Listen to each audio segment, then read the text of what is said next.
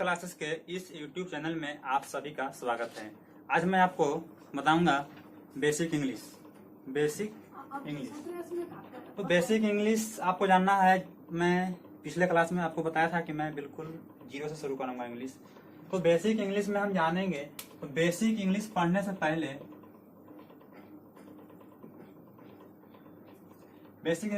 पहले हम थोड़ा सा जान लें कि बेसिक होता क्या है। तो बेसिक जैसे मान लो कि आप जानते हैं कि एबीसीडी होता है। क्या होता है? एबीसीडी। तो एबीसीडी आप जानते हैं। तो एबीसीडी जानते हैं। तो एबीसीडी जैसे हमारा, अगर हम आपसे पूछें कि बी क्या है, बी से पहले हम अगर पूछें लेटर और अल्फाबेट, दो शब्द ऐसा है जो इंग्लिश का बिल्कुल बेसिक है। लेटर क्या है, अल्फाबेट क्या है। लेटर क्या है और अल्फाबेट क्या है। तो ये दोनों में अगर हम आपसे पूछें कि बी सी डी कुछ भी पी,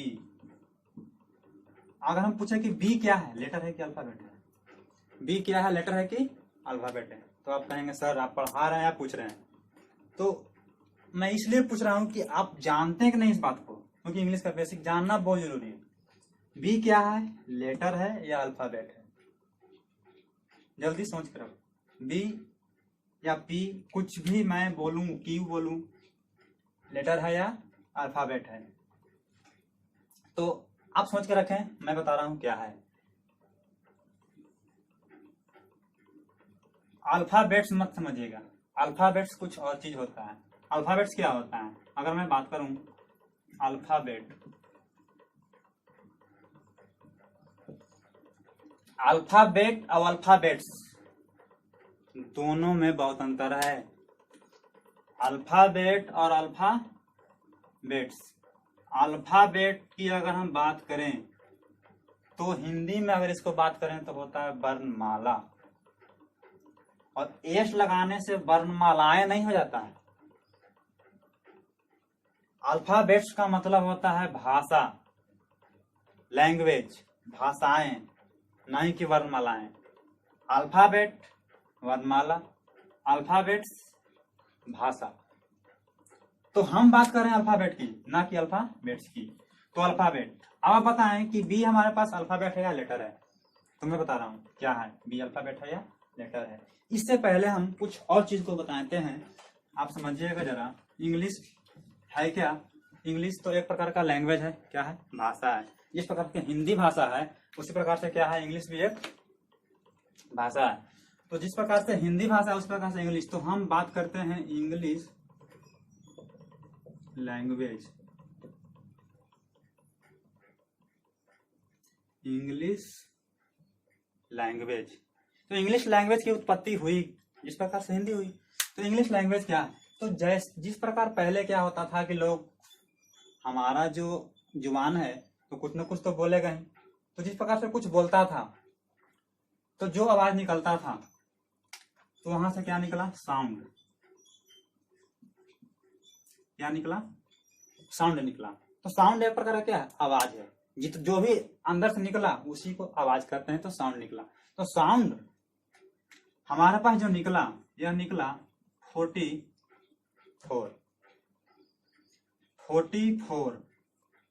प्रकार का साउंड निकला। जितने प्रकार से हम लोग बोलते हैं 44 प्रकार का साउंड निकला। तो इस साउंड को क्या किया गया कि दो भागों में बांटा गया। दो भागों में आप जानते होइएगा, एक होता है वॉवेल और एक होता है कॉन्सोनेंट। हम आपसे पूछें वॉवेल साउंड कितने होते हैं, आप बोलिएगा 5। बिल्कुल नहीं, वॉवेल साउंड 5 नहीं होते हैं। वॉवेल साउंड की बात करें तो होते हैं हमारे पास 20। कितने होते हैं? 20। और अगर हम कॉन्सोनेंट साउंड की बात करें तो कितने बच जाएंगे, अब 20 घटा दें इसमें, कितने बच जाएंगे? 24। तो कॉन्सोनेंट साउंड हमारा 24 हो गया। अब आप पूछिएगा कि सर वॉवेल साउंड हम तो पढ़े हैं 20 से 5, आप 20 बता रहे हैं। बिल्कुल गलत नहीं, गलत नहीं। अभी आप थोड़ी देर बाद जानेंगे क्या होता है। हमने साउंड की बात कर रहे हैं, ना कि लेटर की बात कर रहे हैं। किसकी बात कर रहे हैं? साउंड की बात करें, साउंड जो भी निकलता है, अब वॉवेल साउंड होता क्या है, जो हमारे पास आप जानते होगा कि कुछ साउंड जो है कंठ से निकलता है और कुछ साउंड दांत से निकलता है, ओठ से निकलता है, लिप से निकलता है। तो जो साउंड हमारे कंठ से निकलता है ना, उसी को बोलते हैं वॉवेल साउंड। उसे क्या बोलते हैं? Vowel sound. तो आप जितने तरीका से बोलते हैं, 44 भागों में इसको बांटा गया साउंड को, तो 44 भागों में बांटा गया, तो जिसमें से 20 ऐसे साउंड था जो कंठ से निकला और 24 ऐसा साउंड था जो तीत से निकला, लिप से निकला, तालू से निकला। तो 24 को बोल दिया कॉन्सोनेंट साउंड, कॉन्सोनेंट साउंड बोल दिया। अब इसके बाद इस 44 का रिप्रेजेंट नहीं किया गया, कहने का मतलब कि इसका कोई संकेत नहीं दिया गया।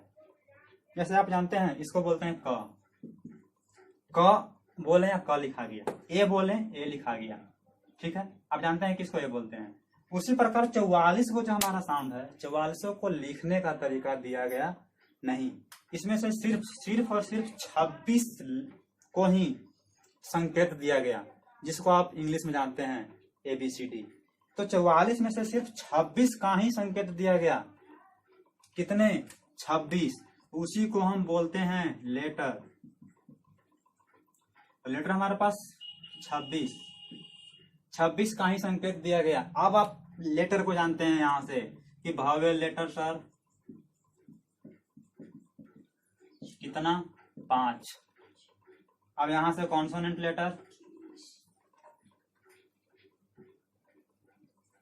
कॉन्सोनेंट लेटर तो हो गया, कितना बच गया? 5 हटा दें तो कितना बच गया? 21। तो 5 साउंड आप जानते हैं, A-E-I-O U, A-E-I-O-U, ये हमारा होता है वॉवेल। और इसके अलावा जो भी बच गया वो क्या होता है? कॉन्सोनेंट। तो हम चले थे कहां से? हम चले थे कि बताएं कि बी वॉवेल है, बी लेटर है या अल्फाबेट है। तो अब हम बात करते हैं, अगर आप इस चीज को नहीं जानते हैं तो काफी IAS UPSC के एग्जाम में पूछा जाता है कि वॉवेल साउंड कितने होते हैं। काफी बच्चे लोग 5 मार के चले आते हैं, लेकिन वॉवेल सिर्फ मत देखो, वहां उसके बाद क्या लिखा हुआ है, साउंड है या लेटर। अगर साउंड का है तो 20, लेटर का है तो 5। इस प्रकार से हम जान गए। तो इसको आप इतना जाने, हम जानते हैं अब लेटर ऑफ अल्फाबेट्स के बारे में।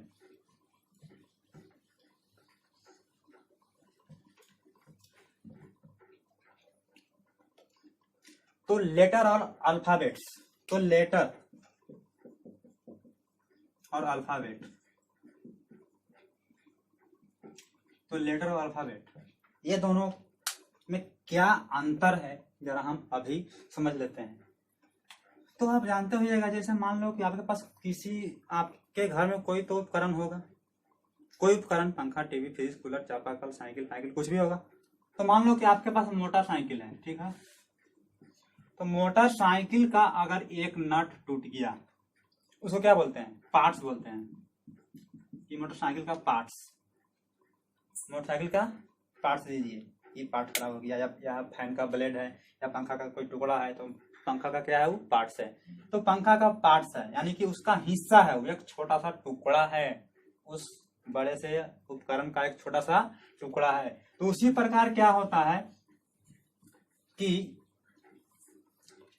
अल्फाबेट्स का एक टुकड़ा होता है लेटर, अल्फाबेट्स का एक टुकड़ा होता है लेटर। तो अगर हम बात करें, किसकी बात करें? लेटर की बात करें,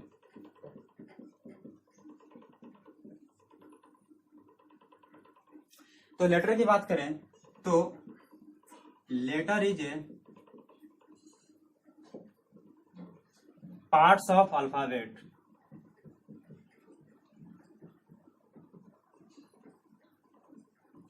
letter is a parts of alphabet. Alphabet का एक टुकड़ा है लेटर। तो अल्फाबेट क्या है? तो अल्फाबेट ग्रुप ऑफ लेटर, यानी कि ग्रुप ऑफ लेटर बोले तो वैसा नहीं, जैसे कहने का मतलब कि हमने लिखा A, B, C, D, E, या फिर हम यहाँ E लिखें I, O, U।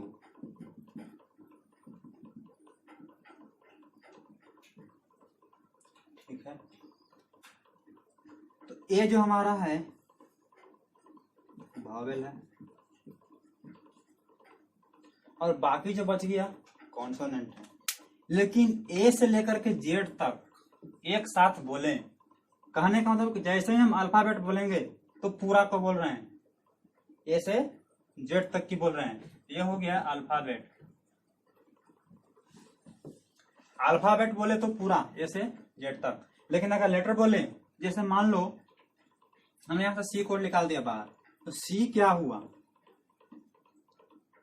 अल्फाबेट का टुकड़ा है, अल्फाबेट का टुकड़ा है, तो अल्फाबेट का टुकड़ा को बोलेंगे क्या, लेटर। तो आप समझ गए होंगे भली भांति कि लेटर क्या है, अल्फाबेट क्या है। अल्फाबेट बोलने का मतलब ए से लेकर जेड तक एक साथ, और लेटर बोलने का मतलब हुआ सिर्फ और सिर्फ उसका एक टुकड़ा। कोई भी यहां से लेटर को उठा दें, एक बाहर हमने बोल दिया आर, क्या है, तो लेटर है, अल्फाबेट का टुकड़ा है, एक अल्फाबेट नहीं है, अल्फाबेट का टुकड़ा है, अल्फाबेट बिल्कुल नहीं है यार। तो आप समझ गए होंगे कि अल्फाबेट और लेटर बिल्कुल बेसिक चीज है, लेकिन बहुत सारे बच्चों को पता नहीं होगा, तो बिल्कुल बेसिक चीज है। तो इसके बाद हम बात करेंगे, आप समझ गए लेटर, आप समझ गए साउंड, क्या साउंड, वावेल साउंड कितने, कॉन्सोनेंट साउंड कितने, लेटर क्या है, अल्फाबेट क्या है। अब हम बात करेंगे वर्ड की। किसकी बात करेंगे, वर्ड। वर्ड क्या होता है, वर्ड मतलब, तो वर्ड एक होता है ग्रुप ऑफ लेटर। क्या होता है, ग्रुप ऑफ लेटर। अब ग्रुप क्या होता है, आप लोग बच्चे ग्रुप बना के खेलने जाते हैं क्रिकेट, उसी को ना बोलते हैं। तो लेटर का ग्रुप क्या हुआ, एक से ज्यादा लेटर हो गया तो ग्रुप ऑफ लेटर हो गया। जैसे एक से ज्यादा बच्चे लोग हो जाते हैं तो क्या बोलते हैं, हमने जा रहे हैं ग्रुप बना करके खेलने जा रहे हैं। उसी प्रकार जैसे ही एक से ज्यादा लेटर होगा उसी को हम बोलते हैं वर्ड। अगर लेटर को इकट्ठा कर दिया एक से अधिक, जैसे हमने बोल दिया सी डी बी, तीन लेटर है, एक लेटर भी है तो ये अकेला है, तो ग्रुप, ये ग्रुप थोड़ी हुआ, दो हो गया तो ग्रुप हो गया। तो ये जो ग्रुप है इसी को बोलते हैं हम वर्ड। ठीक है, तो ग्रुप को क्या बोलते हैं, वर्ड बोलते हैं। तो वर्ड, जैसे मान लो वर्ड से छोटा क्या है, वर्ड से छोटा हो गया लेटर, और लेटर से बड़ा हो गया, वर्ड से बड़ा क्या हो गया, सेंटेंस। बिल्कुल जड़ पे काम कर रहा हूं मैं, लेटर से स्टार्ट करके आपको सेंटेंस तक लेके जाऊंगा, और सेंटेंस ही तो हुआ है जो इंग्लिश का बिल्कुल जड़ है। आप ये सब नहीं जानेंगे, सेंटेंस बोलेंगे कैसे। इंग्लिश में बोलना है तो आपको लेटर जानना होगा, वर्ड जानना होगा, वर्ड मिला करके सेंटेंस बनेगा। तो वर्ड, तो ग्रुप ऑफ लेटर को वर्ड कहते हैं। अगर हम थोड़ी देर के बात करें word, a group of letter,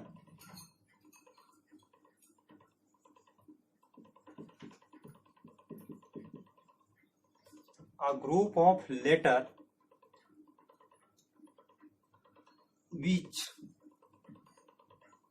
make a complete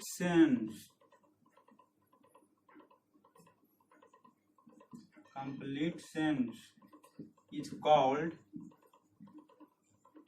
word.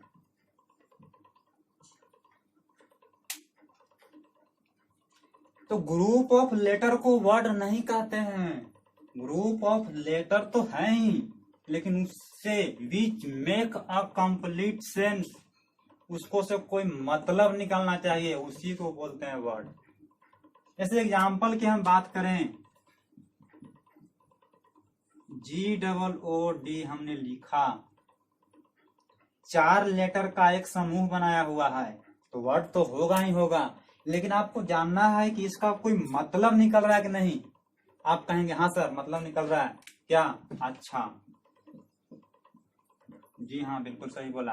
तो जब इसका मतलब निकल रहा है तब ये वर्ड हो गया। क्या हो गया, वर्ड हो गया। शब्द बोलते हैं ना, वर्ड मतलब शब्द हुआ, इस शब्द। तो हमारे पास ग्रुप ऑफ अक्षर, अगर इसी 4 लेटर को हम, 4 लेटर है, इसमें क्या क्या है, O है 2 गो, और G और D है, यही 4 लेटर को अगर हम इस प्रकार से लिख दें DOGO, तो क्या ये वर्ड है? तो आप कहेंगे नहीं सर। क्यों? क्योंकि इसका कोई मतलब नहीं है, क्योंकि इसका कोई मतलब नहीं है। तो हमने वर्ड को जाना, a group of letter which make a complete sense is called word. तो वर्ड तो जिसका मतलब होना चाहिए, कंप्लीट अर्थ निकालना चाहिए, उसी को बोलते हैं वर्ड। ना कि अगर ग्रुप कर दिए आप तो COBCD कुछ और लिख देंगे तो थोड़ी ना हो जाएगा वर्ड, वर्ड नहीं होगा। उसका कोई मतलब निकालना चाहिए, उसी को क्या बोलते हैं? वर्ड बोलते हैं। आप वर्ड जानिए। जैसे मान लीजिए कि डॉग मतलब क्या होता है? कुत्ता। तो वर्ड है, क्या है? वर्ड है।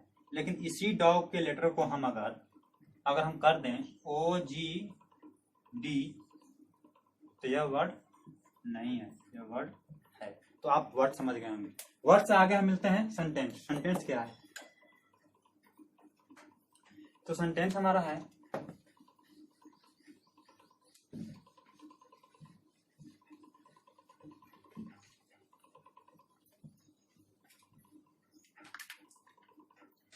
अब सेंटेंस की बात करें तो सेंटेंस कुछ खास नहीं, वही है जो वर्ड आपने जाना। तो यहाँ पर वर्ड में था लेटर का समूह, सेंटेंस में क्या रहेगा? वर्ड का समूह। अगर बहुत सारे वर्ड को इकट्ठा कर दें, बहुत सारे वर्ड को इकट्ठा कर दें, उसी को बोलते हैं सेंटेंस। लेकिन यहाँ पर भी वह लागू होगा। बहुत सारे वर्ड को इकट्ठा तो कर देंगे, लेकिन उसका मतलब होना चाहिए, उसी को बोलते हैं सेंटेंस। तो अ ग्रुप ऑफ वर्ड which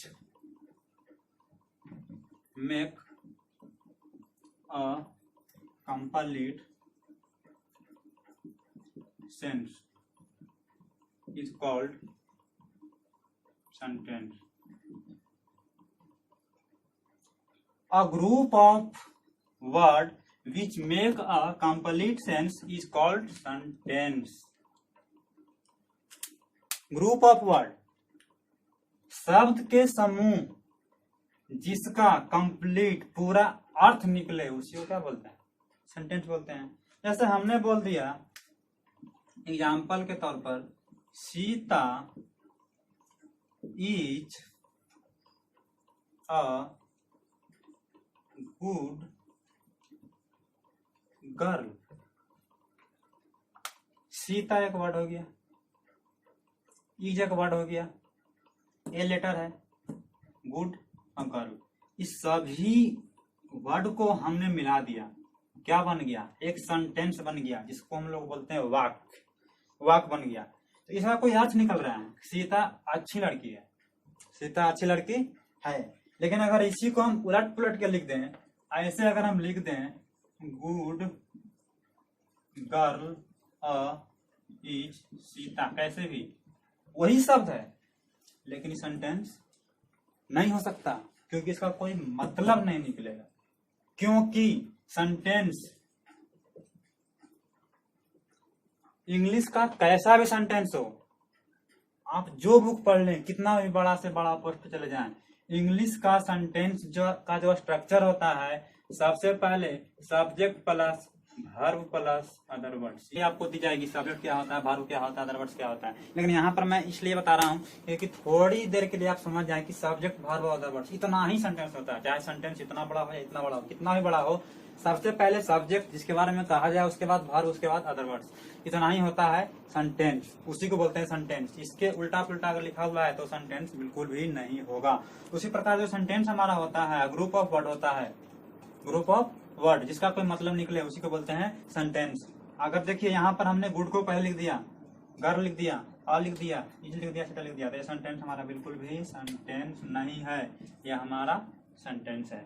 तो आपने बिल्कुल बेसिक चीजों को आज अच्छी तरह समझ लिया है। अगर आपको वीडियो अच्छा लगता है तो नीचे रेड कलर के बटन को सब्सक्राइब करके जाइएगा, और आगे इस तरह से रेगुलर आपको वीडियो आगे मिलते जाएगा, बिल्कुल सीरियल ढंग से। तो मिलते हैं फिर अगले नेक्स्ट क्लास में। बाय।